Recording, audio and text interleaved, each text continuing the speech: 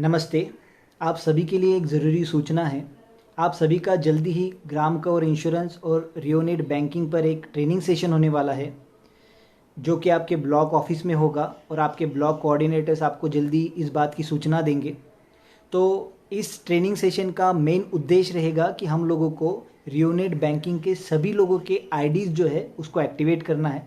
बहुत सारे लोग उनके आईडीज़ ना होने की वजह से बिज़नेस नहीं कर पा रहे हैं। तो इस सेशन से हम लोग बैंकिंग के आईडी जनरेट करवाएंगे।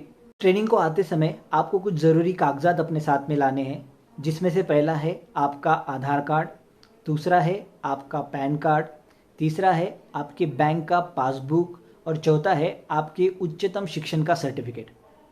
ये डॉक्यूमेंट आपके साथ हो, इसका आपको ध्यान रखना है। साथ ही में कुछ चीज़ें और आपको ध्यान रखनी है कि आपका ईमेल एड्रेस एक्टिव हो, उसका पासवर्ड आपको पता हो और वो चल रहा हो, क्योंकि आपका ईमेल आईडी भी हमें लगने वाला है जिस पर आपका आईडी पासवर्ड आएगा। ठीक है, तो ईमेल आईडी आपका लगेगा। उसके बाद में आपका जो बैंक का खाता है वो नेशनलाइज का हो, इसका भी आपको ध्यान रखना है, क्योंकि अगर आप ग्रामीण बैंक का खाता लाते हो तो आपके आईडी रिजेक्शन के चांसेस बढ़ जाते हैं, आपका आईडी नहीं बनेगा। ठीक है, उसके बाद में आपके सारे डॉक्यूमेंट क्लियर हो, धुंधला ना हो कोई भी डॉक्यूमेंट, इसका भी हमें ध्यान रखना है। उसके बाद में और एक चीज़ है जिसका हमें ध्यान देना है कि हमारे बैंक पासबुक पर आईएफएससी कोड लिखा हुआ होना चाहिए। ठीक है, और जिन लोगों का इलाहाबाद बैंक का खाता है उन लोगों को नए पासबुक लाने पड़ेंगे, क्योंकि उनका इलाहाबाद जो बैंक है वो मर्ज हो गया है इंडियन बैंक में, तो अभी उनको इंडियन बैंक के आईएफएससी कोड मिलेंगे।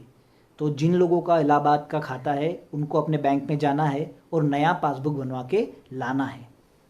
अगर आपके पासबुक पर चीज़ें साफ नहीं दिखाई देती है तो उससे आपका आईडी जो है वो रिजेक्ट हो जाएगा। इसीलिए ध्यान रखिएगा कि आपका बैंक पासबुक एकदम क्लियर दिखाई दे। साथ ही में बैंक पासबुक पर आप हाथ से कुछ भी ना लिखें। ठीक है, बहुत बार ऐसा होता है कि हमारे अकाउंट नंबर या कुछ हम लोग पेन से अपने पासबुक पर लिख देते हैं। ऐसा लिखा हुआ पासबुक भी रिजेक्ट हो सकता है, इसलिए सभी से निवेदन है कि ऐसी लिखाई आपके पासबुक पर ना हो, इसका ध्यान रखिए।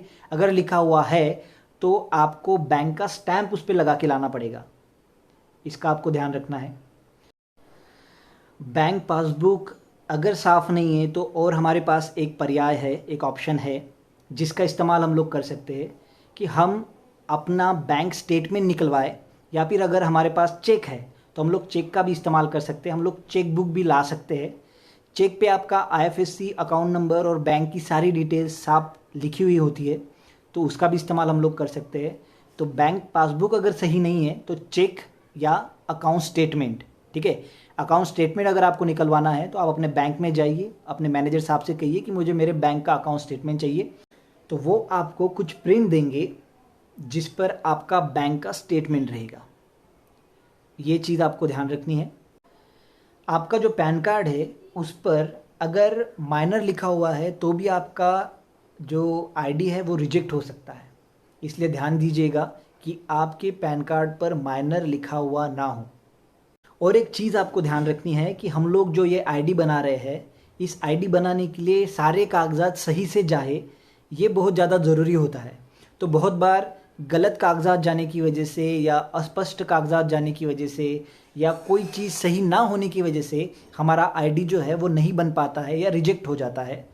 ऐसे कंडीशन में आपको हौसला रखना है और उतनी बार आपको अपने डॉक्यूमेंट या कागजात भेजने हैं जितनी बार वो रिजेक्ट होके वापस आते हैं।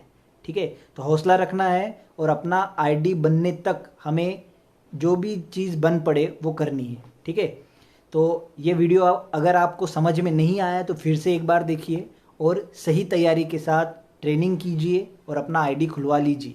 ठीक है, धन्यवाद।